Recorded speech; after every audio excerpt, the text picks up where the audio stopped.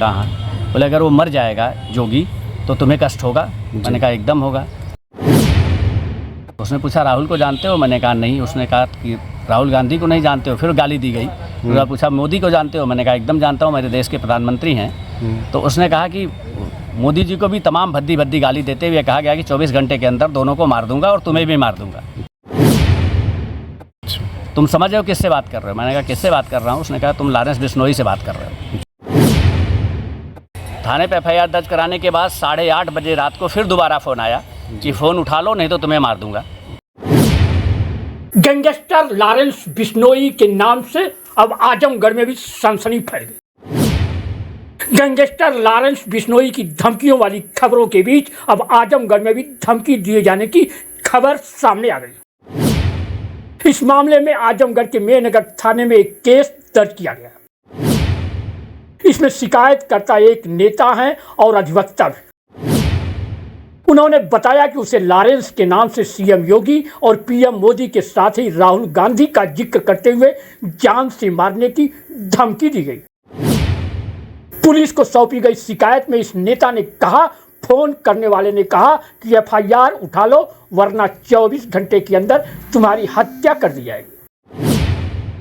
इस मामले में थाने की पुलिस की ओर से जब संतोषजनक कार्रवाई शुरू नहीं की गई तो इस नेता ने आज यानी 4 नवंबर को आजमगढ़ SP को भी प्रार्थना पत्र देकर अपनी सुरक्षा की मांग की है।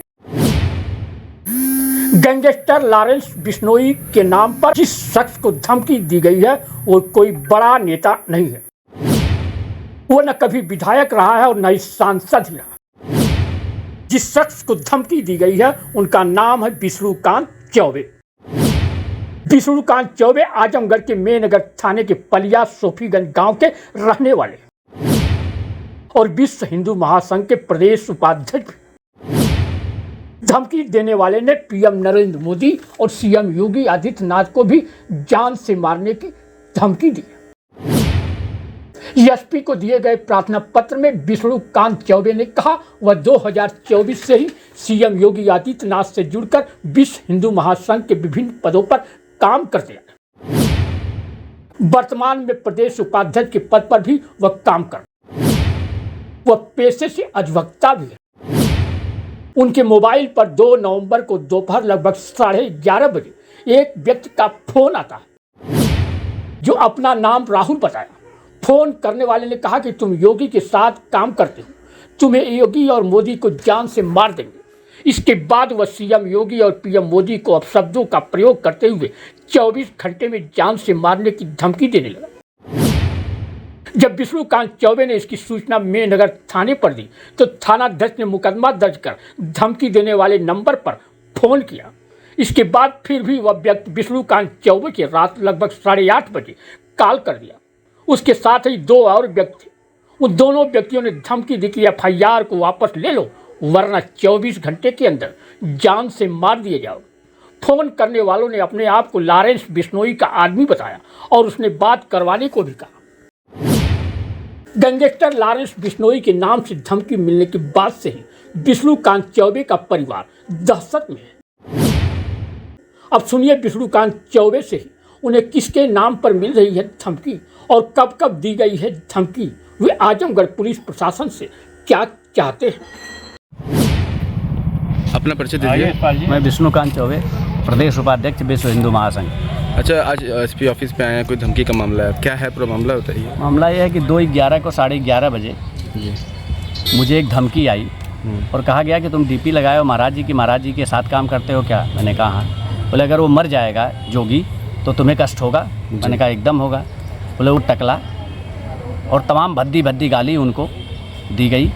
उसके बाद मेरे द्वारा पूछा गया कि तुम इस तरह की हरकत क्यों कर रहे हो, ऐसा क्या बात है? तो उसने पूछा राहुल को जानते हो? मैंने कहा नहीं। उसने कहा कि राहुल गांधी को नहीं जानते हो? फिर गाली दी गई। उसने पूछा मोदी को जानते हो? मैंने कहा एकदम जानता हूँ, मेरे देश के प्रधानमंत्री हैं। तो उसने कहा कि मोदी जी को भी तमाम भद्दी भद्दी गाली देते हुए कहा गया कि 24 घंटे के अंदर दोनों को मार दूंगा और तुम्हें भी मार दूंगा।